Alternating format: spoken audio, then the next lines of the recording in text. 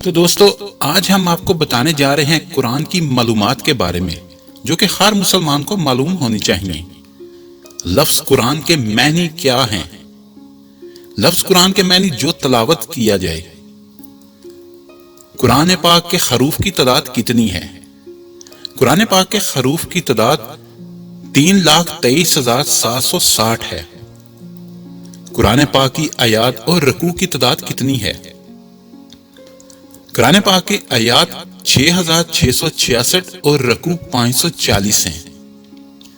قرآن پاک میں زبروں، زیروں اور پیشوں کی تعداد کتنی ہے اور کس نے لگائی؟ قرآن پاک میں زبریں 53,223، زیریں 39,582 اور پیش 8,804 ہیں اور یہ حجاج بن یوسف نے لگائی۔ قرآن مجید میں مکی اور مدنی سورتوں کی تعداد کتنی ہے؟ قرآن مجید میں مکی سورتیں 86 اور مدنی 28 ہیں۔ قرآن پاک کی سورتوں کو مکی اور مدنی کہنے کی وجہ کیا ہے؟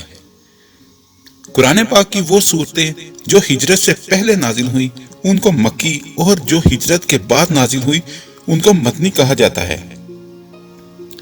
قرآن پاک میں دو کون سی سورت ہیں جس کے شروع میں نہ بسم اللہ لکھی جاتی ہے اور نہ ہی بسم اللہ پڑھی جاتی ہے؟ یہ ہے قرآن مجید کی سورت توبہ۔ قرآن پاک کی وہ کون سی سورت ہے جس کو قرآن کی زینت کہا جاتا ہے؟ وہ ہے سورت رحمان۔